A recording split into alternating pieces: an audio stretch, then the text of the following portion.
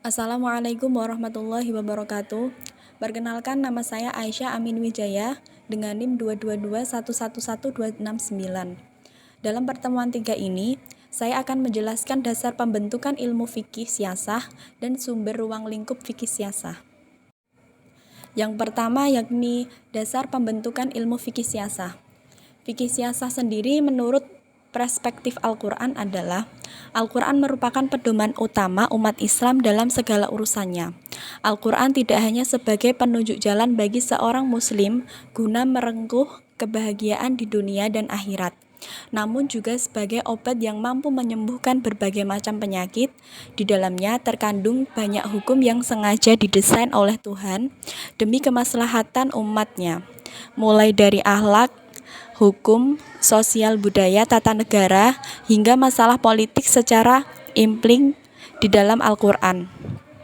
Nah, di dalam Al-Quran ini memang tidak terdapat kata politik, namun hal-hal yang terkait dengannya terdapat banyak ayat yang mengupasnya, terutama yang terkait dengan khilafah, imamah wilayah, dan lain sebagainya. Hal itu tak lain dimaksudkan demi terciptanya keadilan dan tegaknya undang-undang yang mengarah kepada kemaslahatan sesuai dengan kehendak Allah Subhanahu wa taala. Yang kedua yaitu fikih siasah menurut perspektif al-hadis. Al-hadis adalah segala sesuatu yang berasal dari Nabi Muhammad SAW, baik berupa perkataan, perbuatan, maupun ketetapan hadis Nabi SAW. Hadis Nabi SAW sendiri menjadi sumber kedua setelah Al-Quran. Persoalan-persoalan yang belum dijelaskan secara detail biasanya oleh hadis akan dijelaskan lebih detail lagi, kecuali pada persoalan-persoalan yang memang dan seharusnya bersifat umum. Persoalan fikih siasah memang tidak pernah diungkap dengan detail, namun prinsip-prinsip umum dalam berpolitik sudah tertera secara eksplisit. Satu contoh tentang kepemimpinan dalam Islam, di mana as-sunnah secara jelas menganjurkan untuk senantiasa amanah kepemimpinannya dalam menjalankannya. Selanjutnya yaitu ruang lingkup fikih siasah. Beberapa ahli kenegaraan Islam membagi ruang lingkup fikih siasah atas beberapa bagian. Yang pertama, Imam Al-Mawardi, ahli fikih mazhab Syafi'i dan negarawan pada masa dinasti Abbasiyah.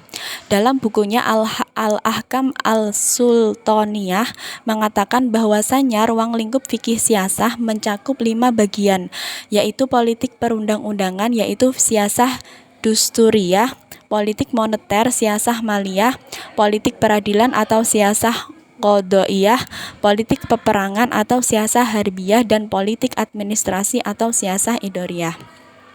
Sementara Ibnu Tamimiyah dalam bukunya As-Siyasah Al-Syari'iyah fi As'ilah Al-Ra'i wa Al-Ra'iyah membagi fikih siasah atas 3 bagian, yaitu politik administrasi, politik moneter, dan politik luar negeri.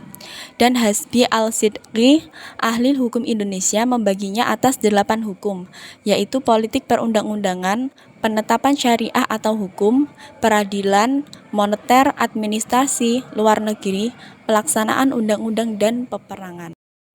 Cukup sekian yang dapat saya sampaikan. Wassalamualaikum warahmatullahi wabarakatuh.